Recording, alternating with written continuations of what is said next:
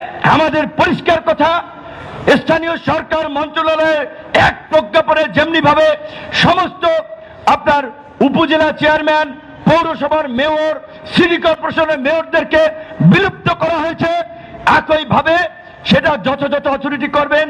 এই যে চাঁদাবাজির যে দোকানগুলো ছিল যাত্রাবাড়ি, মহাখালী, গাবতলী, সমস্ত বাস স্ট্যান্ডে সমস্ত দোকান অনতিবিলম্বে বন্ধ করতে হবে।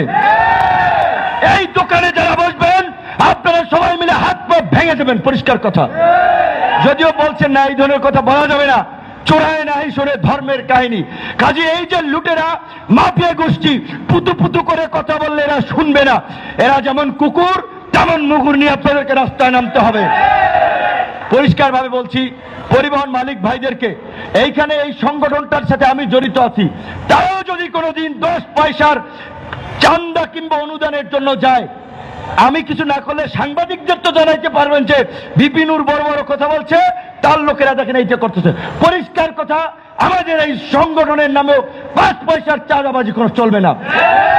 আমাদের শ্রমিক অধিকার পরিষদের সভাপতি বলছিলেন যে আহত শ্রমিকদের চিকিৎসার বিষয়ে তারা একটা ফান্ড গঠন করতে চান, আমসামিন ভাই উপদেষ্টা হিসেবে থাকবেন বলছেন। আমি বলছি সেখানে আমরা গণ অধিকার পরিষদের পক্ষ থেকে প্রাথমিকভাবে তাদেরকে 5 লক্ষ টাকা দিব, কিন্তু কোনো মালিক বা কারো কাছ থেকে চাঁদা নেওয়া যাইবে না।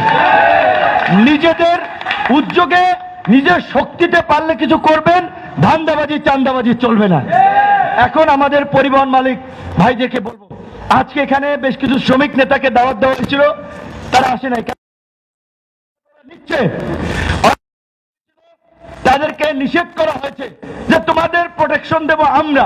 তো কাজী আপনারা যদি এই চাঁদাবাজদেরকে প্রশ্রয় দেন, চাঁদাবাজদের পক্ষে অবস্থান নেন, নিজেরা যদি জিম্মি থাকেন, তাহলে আমাদের কিছু করার নাই।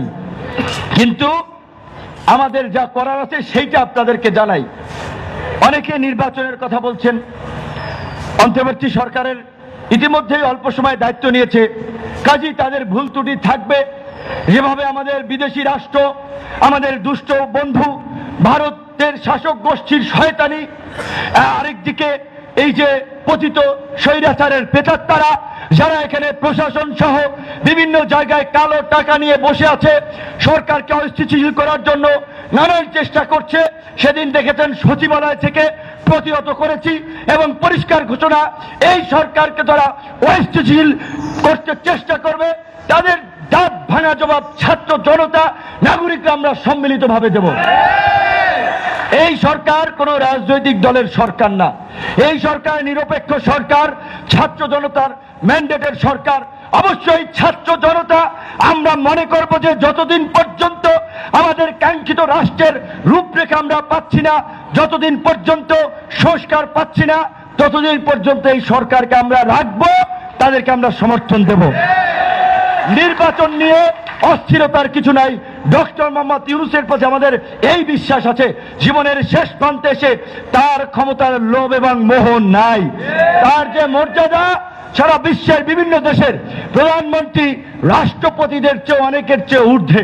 কাজী এই রকমের একজন গ্রহণযোগ্য, একটা ওয়ার্ল্ড ওয়াইড কানেক্টেড লোককে ব্যবহার করে আমরা যদি আজকে আমাদের গার্মেন্টসের রপ্তানি ইউরোপ আমেরিকাতে বাড়াতে পারি, কারণ উনি যদি কোনো দেশের ফরেন মিনিস্টার, লেবার মিনিস্টার কিংবা প্রেসিডেন্ট, প্রধানমন্ত্রীকে বলে যে ভাই আমার দেশের এই দুর্যোগে আমি দায়িত্ব নিয়েছি, আমার মান সম্মানের প্রশ্ন, তোমরা আমাকে কিছু হেল্প করো, আমার জায়গা থেকে গার্মেন্টসের প্রোডাক্ট কেন, তারা সবাই কিনবে। তিনি যদি মিডল ইস্ট সহ বিভিন্ন দেশগুলোকে ফোন করে বলে যে ভাই আমার দেশের দক্ষ তরুণ অনেক জনগোষ্ঠী আছে, দেশপ্রেমিক, সৎ, সাহসী, তাদেরকে তোমরা কাজ দাও, তোমাদেরকে আমরা হেল্প করি, আমরাও ভালো থাকি, আমার বিশ্বাস অনেক দেশ শ্রমিক নেবে। কাজী